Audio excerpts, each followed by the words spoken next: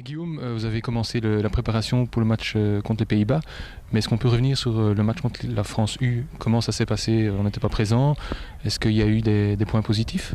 Oui, il y a eu déjà des points positifs, c'est l'attitude du groupe et des jeunes joueurs qu'on avait lancés sur ce match. C'était un baptême du feu compliqué parce que face à l'élite du rugby français, des centres de formation du rugby français, on va dire, des joueurs qui sont en top 14, en Pro D2, en Fédéral 1. Donc nous, avec des jeunes joueurs, on avait une moyenne d'âge de 21 ans et demi sur le match. Des jeunes joueurs qui sortent des U19 nationaux. Voilà, c'était sur le papier compliqué. Et on a mis une mi-temps à rentrer dans cette partie. On a peut-être trop respecté les Français sur la première mi-temps, trop pris sur l'engagement et le rythme qu'on n'a pas l'habitude d'avoir par rapport au niveau de compétition de nos jeunes joueurs. Et en deuxième mi-temps, il y a eu une belle réaction. On tient le score sur une demi-heure. Et bon, on craque à la fin avec 3 essais. Mais voilà, sur les attitudes et le comportement, c'était positif.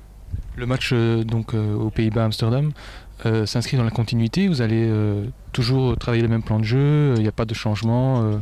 Toujours le même plan de jeu, on va garder notre culture de jeu, l'identité de jeu qu'on veut s'inculquer, se donner. Donc fait un jeu aéré, un jeu de mouvement, sans oublier les fondamentaux du rugby bien sûr, mais on va rester sur la même ligne de conduite. Après, on a fait revenir des joueurs un peu plus expérimentés aussi, parce que il faut pouvoir encadrer tous ces jeunes aussi. Mais par rapport au plan de jeu, on va rester sur ce qu'on a envie de faire. Ouais. Et au niveau de l'équipe hollandaise, je suppose que vous avez déjà visionné des matchs. À quoi on peut s'attendre de sa part?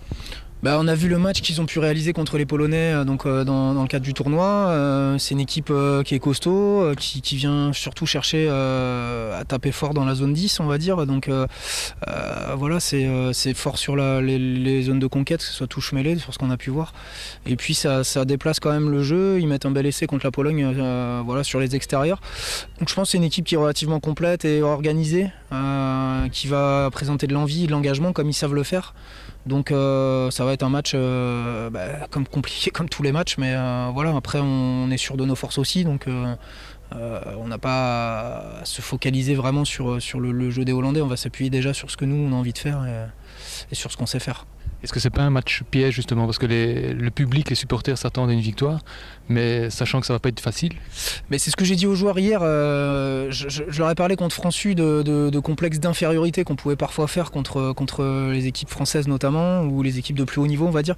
Là, contrario, j'ai pas envie qu'on fasse un complexe de supériorité par rapport à l'équipe hollandaise, parce que oui, ça peut être un match piège, c'est un derby. Ça veut dire qu'eux, ils vont être remontés, de jouer la Belgique quand. Enfin, les Pays-Bas sont toujours assez friands de ces matchs-là, parce que voilà, ils ont envie de faire voir que c'est les meilleurs sur le territoire, et voilà, c'est un match qui peut être compliqué. Et le public s'attend à une victoire aussi, mais voilà, un match de rugby, et comme dans tout sport de combat, il y a 80 minutes à faire et on verra à l'arrivée, quoi. Enfin, mais oui, il faut être confiant par rapport à nos forces, mais il ne faut pas sous-estimer du tout l'équipe des Pays-Bas. Voilà.